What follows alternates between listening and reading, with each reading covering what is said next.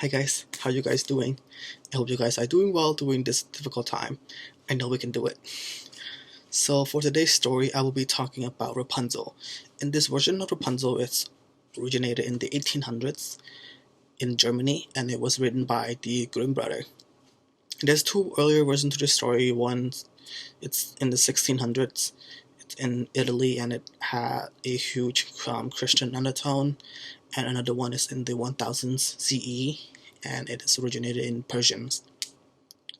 The main takeaway from this story is to teach people about being greedy, being rebellious, and actions and consequences. The target audience is mostly children because they when they watch Tangle, they want to know more about Rapunzel, so they do research and read about this story. The purpose of this story is to teach people about actions and consequences. And also, if you look through Rapunzel's point of view, you can see that she's being trapped, she's being forced to be indoor, even though it's unnecessary. So her breaking away out of the tower, it's metaphorical of people breaking out of their comfort zone and going out doing things that they don't normally do. So yeah, that's the purpose. And the reason why I choose this story is because right now we are being quarantined, we are being self-isolated from the world. So we pretty much Rapunzel. So yeah, without further ado, here is Rapunzel. Also, I can't do a German accent, so this is gonna be really bad, but I'm gonna make fun of myself and be stupid. A long time ago, there was a man and a woman who wished for a child. They lived in a house that had a window at the back, and through that window, they could see a beautiful garden. The garden had many beautiful flowers and herbs. However, it is belonged to an enchantress who was hated by the world. The woman had been looking at the beautiful rampion for quite some time. She had a great desire to eat some. The desire increases every day, but she knew that she couldn't eat any. She quite pinned away and began to look pale and miserable. The husband had noticed how she looked and then said, "What ails you, dear wife?" Ah, if I can have some of those rampion which is in the garden behind our house, I shall die. The man didn't want his wife to suffer any longer, so he decided that he would try to steal some at midnight. The man climbed across the wall and successfully stole a handful of rampion for his wife. In the morning, the wife made herself a salad.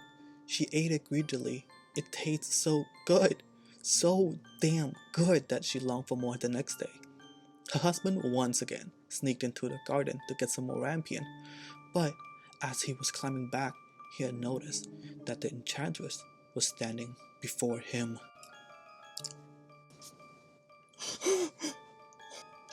"How dare you listen into my garden and steal my rampion like a thief?" Ah, let mercy take the place of justice. I only made up my mind to do it out of necessity. My wife saw your beautiful rampion from the window and felt such a longing for it that she would have died if she had not got some to eat. The enchantress allowed her anger to be softened and then said, "If the case be as you say, I will allow you to take many rampion as you want, but under one condition." "You must give me the child that your wife will bring into the world, and it shall be well treated, and I will care for it like a mother." In his terror, the man consented to everything. The woman later found herself pregnant, and after she gave birth, the enchantress appeared at once. The child was named Rapunzel, and she took the child away with her. Rapunzel grew into the most beautiful child under the sun. When she was 12 years old, the enchantress shut her into a tower which was in a forest. She had neither stairs nor door, but there was a little window at the top. Whenever the enchantress wanted to go in, she would place herself beneath and cry, "Rapunzel, Rapunzel, let down your hair." Rapunzel had magnificent long hair, fine as spun gold. She let her hair down the window for the enchantress to climb up the tower. Years later, a king's son rode his horse through the forest and passed by the tower. And then he heard a song which was so charming. that he stood still and listened. You big fat white nasty smelling fat bitch. Why you took me off the motherfucking schedule with your trifling dirty white spicy ass big fat bitch. Overload body fat bitch. I'm coming up there and I'm gonna beat the fuck out of you, bitch. It was Rapunzel, who's in her solitude passed her time in letting her sweet voice resound. The young prince wanted to climb up to her. He looked for the door of the tower, but none was to be found. The prince gave up and went home, but his heart was touched by Rapunzel's beautiful voice. The young prince kept coming to the tower every day to listen to Rapunzel singing. One day, he saw the enchantress came to the castle and then cried, "Rapunzel, Rapunzel, let down your hair!" Then Rapunzel let her hair down. The prince noticed what the enchantress did. He waited for the enchantress to leave the tower. He then repeated what the enchantress did.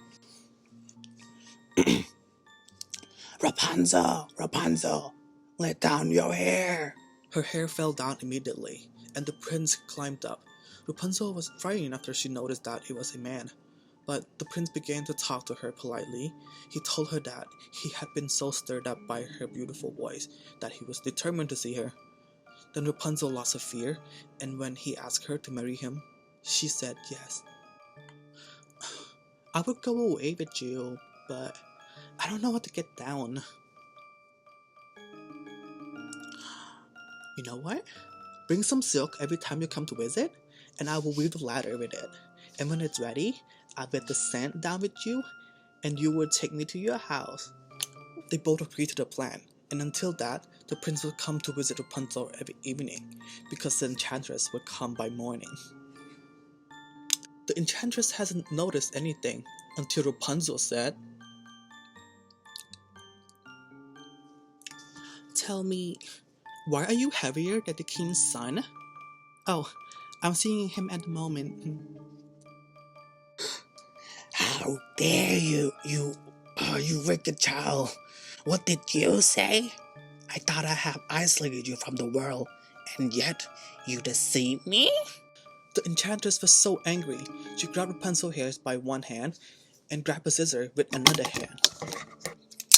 And she then cut it off of her.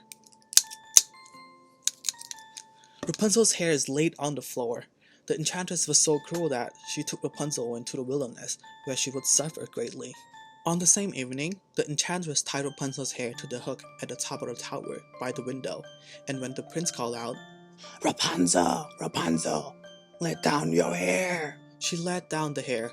The prince climbed up, but instead of Rapunzel, he found the enchantress gaze at him with a wicked and venomous look.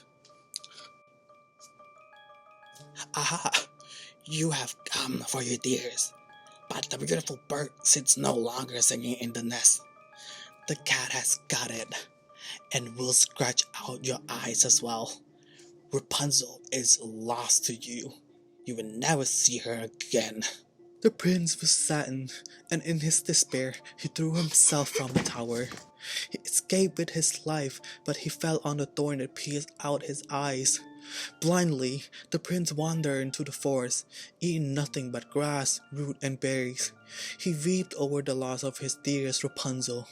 However, the prince was still roaming the jungle for years, and stumbled upon the forest that the enchantress had banished Rapunzel to. He heard a voice that was familiar to him, and he followed it. As the prince was approaching, Rapunzel recognized him and cried, and she threw her arm around his neck.